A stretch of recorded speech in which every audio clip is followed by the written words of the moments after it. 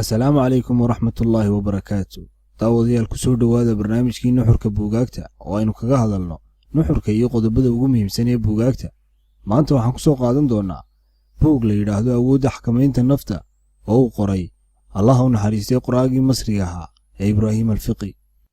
ibraahim alfiqi buuggiisa awoodda xakamaynta nafta wuxuu ku soo koobay 5 tiir oo aasaas u ah awoodda xakamaynta nafta: la sheekaysiga nafta, aaminaadda ama iska dhaadhicinta, sida aynu u aragno ashyaada, habdhaqanka iyo dareemada.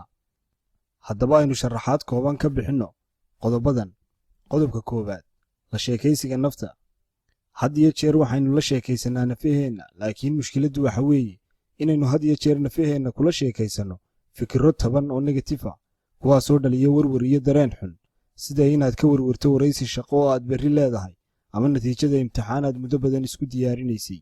haddaba waxaa la yaab leh in daraasaduhu sheegeen in 93% fikradaha taban ee negatifka ah ee aynu ku fikirna aanay dhicin, halka 7% ka midana aanay gacmaheenna ku jirin, waxna aynaan ka qaban karin, sida geerida ama isbeddelka cimilada.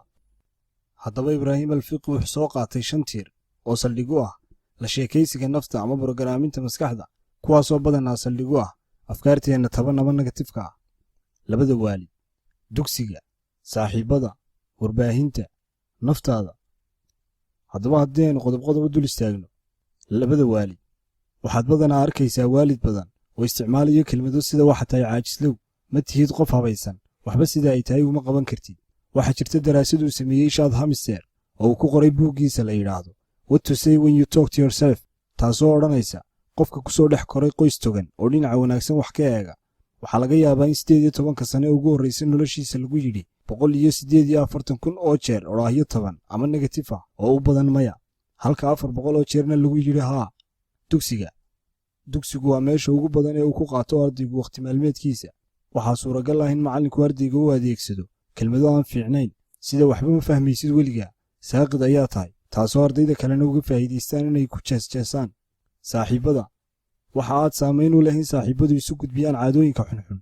tusaale ahaan, waxay daraasaduhu sheegeen in qofku caadooyinka xunxun sida sigaar cabista uu ku bartay saamaynta ay ku leeyihiin dadka kale ama asxaabtiisa da'da u dhaxaysa 8 jir ilaa 15 jir. warbaahinta, waxaad arkaysaa dad badan oo noloshooda kaga dayda dadka caanka ah sida fanaaniinta, jilayaasha iyo ciyaartooyda, iyagoo ka dhiganaya hormuudku dayasho mudan. naftaada, muddo kadib qofku wuxuu samaystaa afkaartiisa iyo fahamkiisa gaarka ah ee uu ku arko adduunka.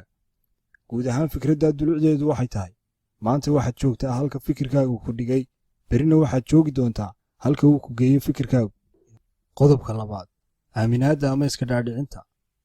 ibraahim alfiqi wuxuu leeyahay aaminaadda iyo iska dhaadhicintu waxay dhaliyaan awoodda maamul ee nafta, taasoo lagu tiriyo inay tahay awood weyn oo qofka ka caawisa inuu gaadho ahdaaftiisa kagana gudbo caqabadaha nolosha.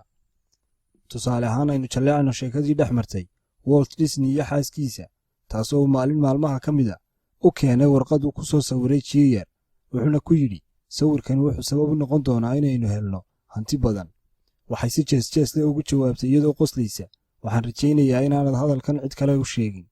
dhab ahaanna Walt Disney wuu gaadhay hadafkiisii uu iska dhaadhiciyey aaminsanaana, shirkaddiisina waxay noqotay mid ka mida shirkadaha ugu waaweyn caalamka, taasoo raad kaga tagtay cid kasta, yar iyo weynba.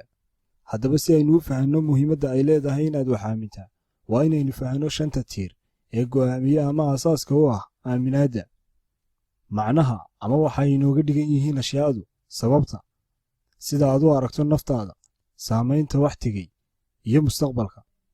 tusaale ahaan, ibraahim alfiqi wuxuu soo qaatay mawduuca sigaar cabista. inta dhibka sigaarku aanu ku dhicin sigaar cabbaha wuxuu u fekeraa sidan: macnaha ama waxa uu uga dhigan yahay, sigaarku wuxuu iga dhigaa mid degan. sababta, ma joojin karo sigaarka maxaa yeelay waan la qabsaday. nafsad ahaan, waxaan ahay sigaar iyo cab, waana ku raaxaystaa sigaarka. tagtada ama wixii tegey, aabbahay wuxuu ahaa sigaar iyo cab, wuxuuna noolaa 85 sano, dhibna kalamuu kulmin. mustaqbalka, ma sawiran karo anigoo sigaar la'aan ah, noloshayda inta ka hadhayna waan wadi doonaa. haddaba hadday sigaar cabbayaashu kala kulmaan sigaar cabbista xanuun ama dhib, wuxuu fikirkoodu isu beddelaa sidan: macnaha ama waxa uu uga dhigan yahay, sigaarku waa xanuun. sababta, haddaan sigaarka cabbo waan dhimanayaa. nafsad ahaan, ma yihi qof cabba sigaarka, tagtada ama wixii tegey. Waxaan garanayaa dad badan oo sigaar la'ayay, laakiin aabbahay wuxuu ahaa mid nasiib badan. Mustaqbalka ma laga yaabo inaan ku noqdo sigaar cabista.